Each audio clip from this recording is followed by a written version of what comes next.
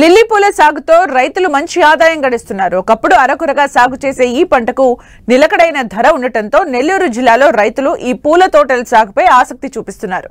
మొక్క నాటిన 2-3 ఏళ్ల పాటు పూల దిగుబడులు రావడంతో సంప్రదాయ పంటలకు స్వస్తి పలికి ఈ పూల సాగు చేపట్టి మంచి లాభాలు గడిస్తున్నారు.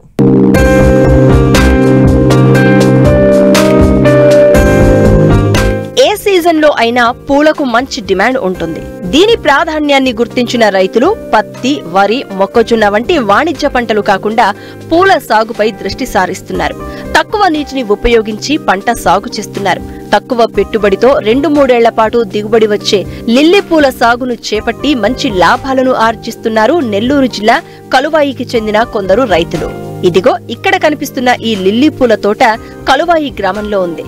దీన్ని సాగు చేస్తున్న రైతు పేరు వెంకట్. గతంలో 1-2 ఎకరాల్లో సాగయ్యేది ఈ పంట. అధికంగా ఇక్కడ తమలపాకు పంటను సాగు చేసే రైతులు చీడపీడలతో పాటు మార్కెట్లో సరైన మద్దతు ధర రాకపోవడంతో లిల్లీ పూల సాగుకు మొగ్గు చూపుతున్నారు. మార్కెట్లో కూడా మంచి ధర వస్తూ ఉండడంతో కలువాయి మండలంలో 70-80 ఎకరాల్లో లిల్లీ పూల తోటలు సాగవుతున్నాయి. పొలాల దుక్కులు, రసాయన మందులు, పూల కోత ఇలా దిగుబడి వచ్చేంత వరకు ఎకరాకు లిల్లీ సాగుకు ₹1,00,000 వరకు పెట్టుబడి అవుతుంది. పూల మొక్కలు నాటినప్పటి నుంచి 4 నెలలకు దిగుబడి ప్రారంభమవుతుంది. పొలంలో ఒకసారి నాటినట్లయితే 2 ఏళ్ల పాటు దిగుబడి వస్తుంది. అయితే సరైన యాజమాన్య పద్ధతులు పాటించినట్లయితే 3 ఏళ్ల వరకు పూల దిగుబడి వస్తుంది. కోత మంచి అదును మీద ఉన్నప్పుడు ప్రతి 2 రోజులకొకసారి పూలు కోయాల్సి ఉంటుంది. మందులు, కూలీల ఖర్చులు తక్కువగా ఉండడంతో లిల్లీ సాగుపై శ్రద్ధ చూపుతున్నారు రైతులు. మిగతా పూలతో పోల్చితే లిల్లీ పూలకు మార్కెట్లో మంచి డిమాండ్ ఉండడంతో లాభాలను ఆర్జిస్తున్నారు. మేము గత 15 ఏళ్ల నుంచి ఈ గడ్డ సంపంగి, దీన్ని లిల్లీస్ అంటారు, దీన్ని సాగు చేస్తున్నాం. ఒకప్పుడు ఇది 1-2 ఎకరాల నుంచి సాగుదారిలో ఉండింది. ఇప్పుడు యువత అందరూ దీని మీద ఎక్కువ మొక్కు చూపడం వల్ల ఇప్పుడు వచ్చేసి ప్రస్తుతానికి 70-80 ఎకరాల దాకా ఇది సాగుబడి అవుతుంది. దీనికి 1 ఎకరాకి పెట్టుబడి మ్యాక్సిమం ₹1,00,000 దాకా ఖర్చు అవుతుంది. దిగుబడి అనేది సంవత్సరానికి 3-5 టన్నుల దాకా దిగుబడి వస్తుంది. రెండో సంవత్సరం కూడా 5-7 టన్నుల మధ్యలో దిగుబడి వస్తుంది. దిగుబడి ఆశాజనకంగా ఉంది. ఇంతకుముందు మార్కెట్ రేట్ కూడా బాగుండేది. ప్రస్తుతం అయితే మార్కెట్ కూడా కొంచెం డల్గా ఉంది.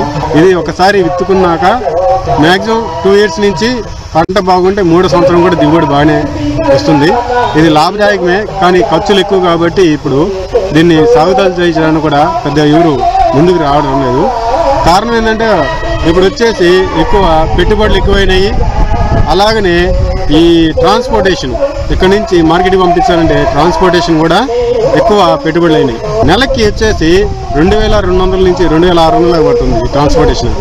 ఇదొకటి, ప్లస్ కూలీల ఖర్చులు పెరగడం, ప్లస్ పురుగు మందులు రేట్లు పెరగడం, ఈ ఎరువుల రేట్లు పెరగడం, వీటి వల్ల 8 ఆసక్తి తగ్గింది. ఇప్పుడు ప్రెజెంట్ ఇంతకుముందు ప్రభుత్వం వారు 1 హెక్టార్కి 48,000 సబ్సిడీ ఇచ్చేవాళ్ళు.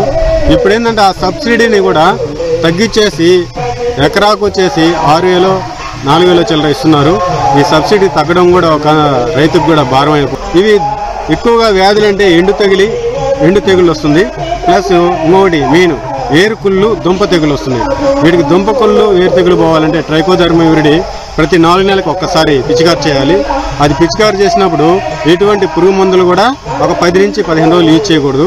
తర్వాత వచ్చేసి ఎండు తెగులు వచ్చినప్పుడు దీనికి ఎక్కువ కార్బండిజం కానీ లేదంటే మనకు ఎక్కువగా బావిస్టాన్ పొడి, మ్యాంగోయిజం, ఈ రెండింటిని కొట్టుకోవడం వల్ల ఆ తెగులు నివారణ అవుతుంది.